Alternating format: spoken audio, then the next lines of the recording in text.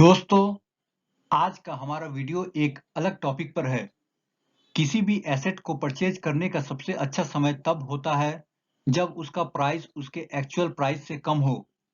Companies के performance में उतार चढ़ाव आते रहते हैं, जिसका असर उसके प्राइस मूवमेंट में दिखता है।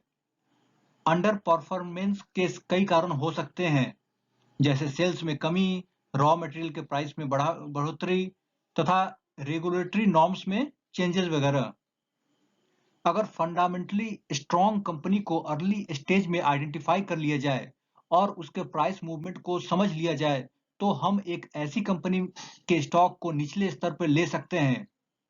समय के साथ इस फ्लक्चुएशन का फायदा उठाकर हम लॉन्ग टर्म में अच्छा वेल्थ क्रिएट कर सकते हैं। आज हम एक ऐसी ही अंडर वैल्यूड कंपनी की चर्चा करेंगे जो अपने 52 वीक हाई से काफी नीचे प्राइस पर अवेलेबल है।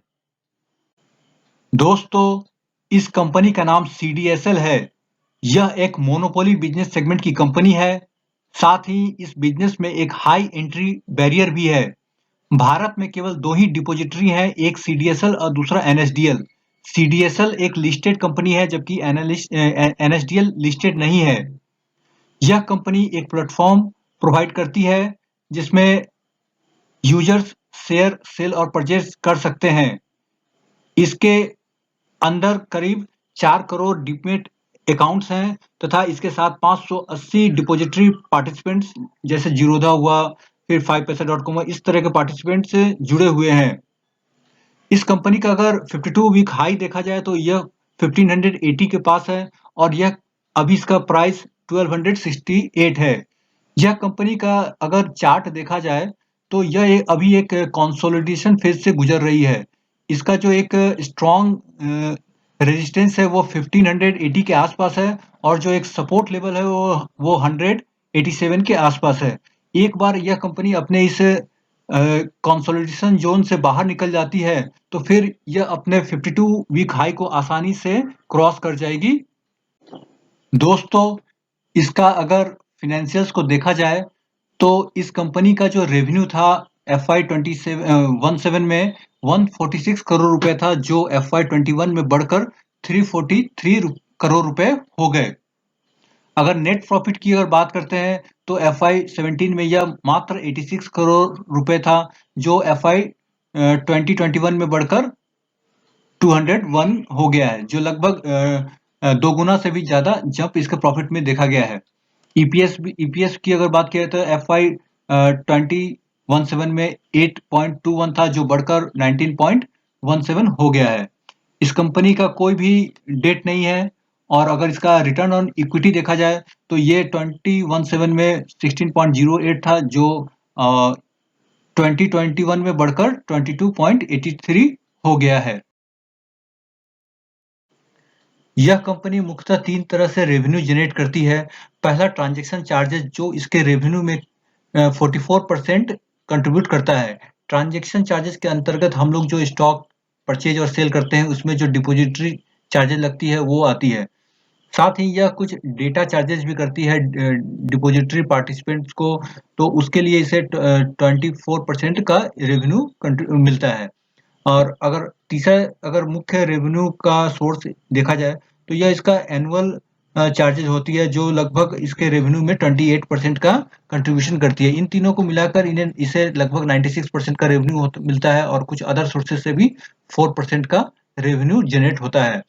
यह कंपनी एक लगातार डिविडेंड देने वाली कंपनी है। आप देख सकते हैं कि ये वर्ष 2018 से लेकर 20 तक में लगातार डिविडेंड प्रोवाइड की है। इसका अगर शेयर होल्डिंग पैटर्न देखा जाए तो इसमें जो प्रोमोटर है BSE लिमिटेड है, वो उसकी 20% हिस्सेदारी है। साथ ही FII का 8.31% स्टेक है और DIA का 33.04% हिस्सेदारी है और पब्लिक शेयर होल्डिंग लगभग 38.64% है। CDSL limited mutual fund holders का एक पसंदीदा स्टॉक है। आप देख सकते हैं कि इसके शेयर होल्डर्स पराग पारेख, आदित्य बिरला, फिर आपका HDFC इक्विटी, निपॉन, ICICI, लगभग सारे म्यूचुअल फंड, बड़े बड़े जो म्यूचुअल फंड हाउस है वो इसके स्टॉक होल्डर हैं, जैसे एक्सिस भी है, फिर निप्पॉन लाइफ भी है।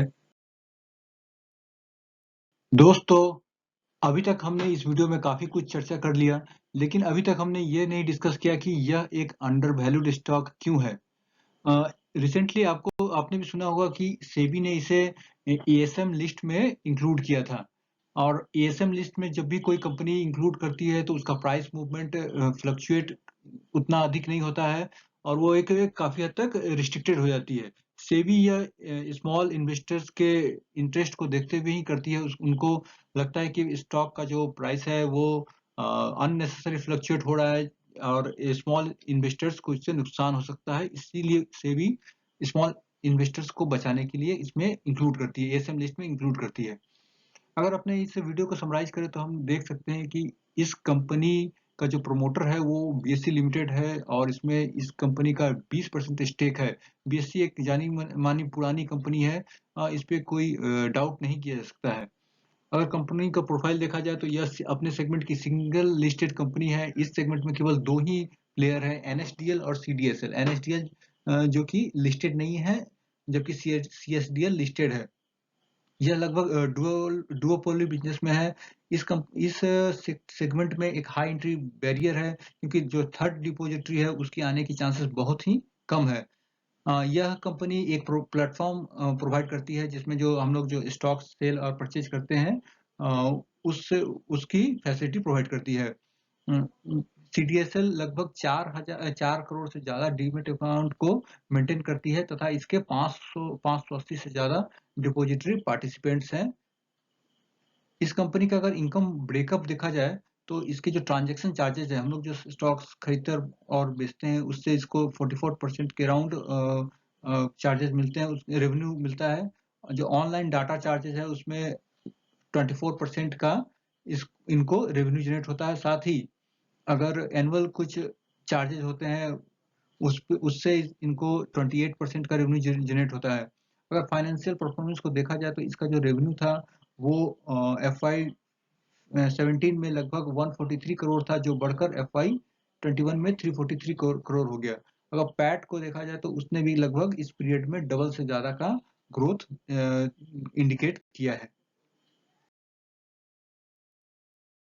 दोस्तों, आज का यह वीडियो आपको कैसा लगा, आप हमें फीडबैक दे सकते हैं। अगर आपने भी इस कंपनी में इन्वेस्ट किया है तो अपने फ्यूचर प्रिडिक्शंस के बारे में बता सकते हैं। दोस्तों, अगर वीडियो आपको अच्छा लगे तो इसे लाइक, सब्सक्राइब और शेयर जरूर कर लेना। और अंत में वीडियो को देखने के लिए धन्यवाद।